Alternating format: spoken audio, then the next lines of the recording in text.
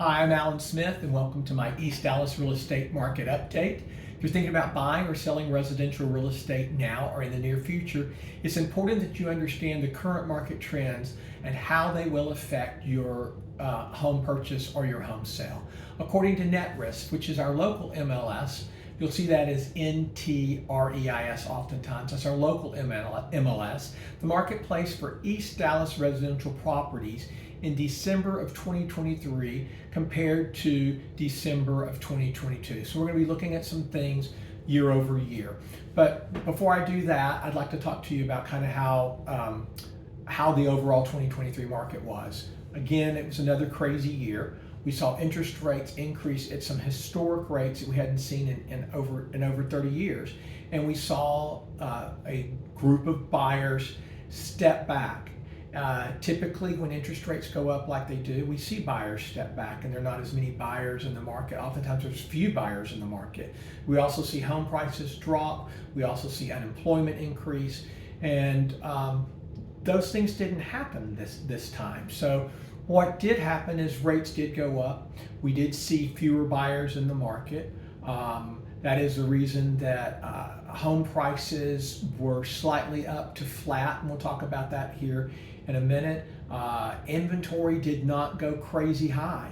We have risen from what we saw back in 2021, when we saw the month supply, and we talked about this on my blog here, is that the inventory was as low as two weeks sometimes.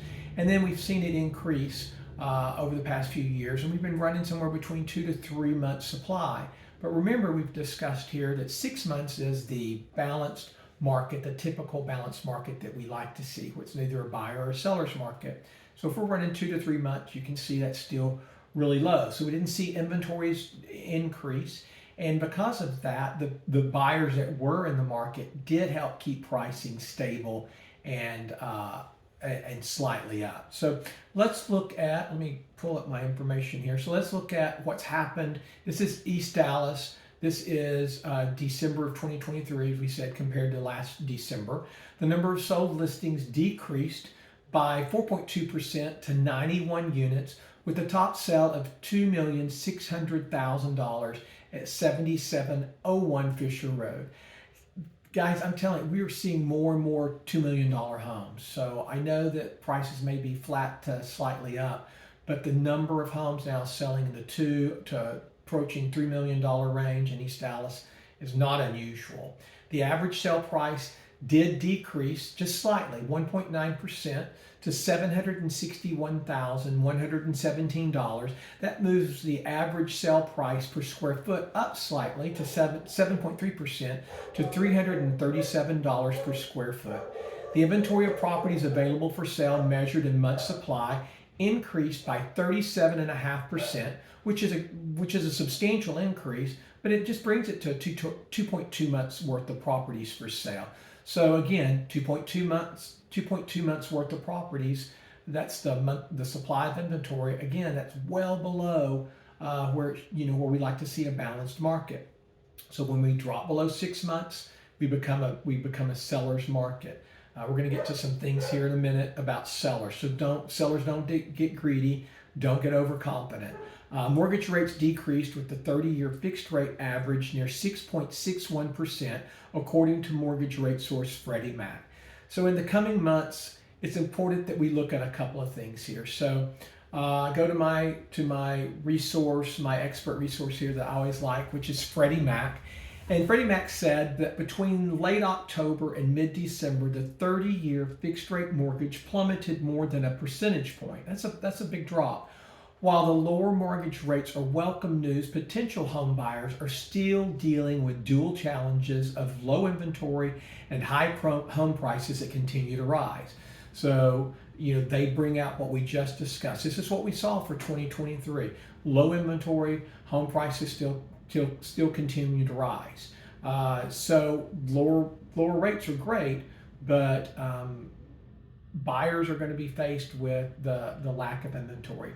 So let's look a little more closely at something that's going on in the state. And Dr. Gaines talks about what's going on also in North Dallas, North Texas, which encompasses East Dallas. So Dr. Jim Gaines, who's with the Texas Real Estate Research Center, that's at Texas A&M, he said that with continued demographic, employment, and income growth, we've seen over the past 10 years, the housing market will continue to do well. So that he talks about why the market is continuing to do well, and it's three factors: demographics, that is people moving into the area; employment, the employment rate is still very, very high.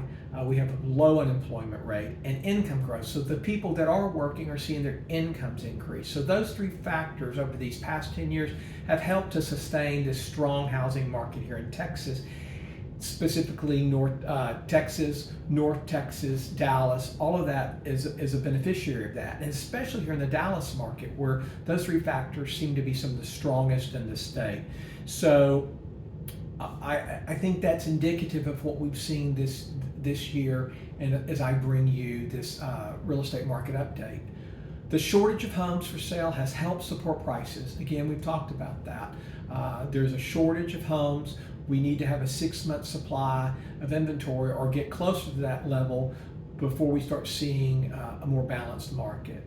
I think it was Dr. Gaines said this, and I made a note of this. I want to discuss this. Buyers. This is a warning for buyers, or a caveat for buyers.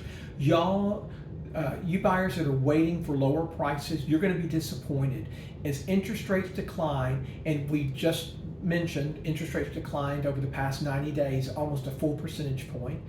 Dr. Gaines, Lawrence Yun, who is the chief economist with NAR, Freddie Mac, all of them are expecting that the Federal Reserve, who has maintained interest rates, hasn't raised or lowered for several months now, that they're going to start probably mid-2024, they're going to start reducing interest rates. And so we're going to see a further decrease in interest rates. Now we're going to see the rates back that we saw 3 or 4%. No, we're going to be closer to probably 6%, maybe a little bit under 6%. So that's going to help to propel these buyers who've been on the sideline these past few months. It's going to propel them back into the market. And what happens when simple supply and demand? We have a low supply of homes, and we have this higher demand because interest rates have come down and more buyers are in the market. Then what happens is we have an increase in pricing. So buyers, if you're waiting for lower prices, it's not going to happen. And people say, if it did happen, it would be something catastrophic to the economy. And if it's catastrophic to the economy, it's going to affect employment. And people are going to be afraid of losing their job, and they're not going to be buying. So, I always tell my buyers, you buy what you can when you're ready. So if you're ready to buy something now, you take advantage of the interest rates that are out there, and you look at a home that meets your needs. Maybe not all your wants, but you just got to be a player in this market, and you got to get involved. And as home prices continue to increase, then you can move up later on down the road. So if you're thinking about, one last point here. Sorry, we've discussed this. Perfect listings are still going to be highly competitive. Doesn't mean there's going to necessarily be multiple offers, but there may be. So that's important. However, perfect homes, even slightly overpriced and homes not market ready, could sit on the market for months. So sellers, I mentioned this earlier in my blog here, do not get greedy, do not be overconfident. And if you have an agent that doesn't know what's going on in the market, then you need to find you another agent. If you're thinking about buying or selling residential real estate now or in the near future, it's important that you seek the guidance and advice of an expert local realtor.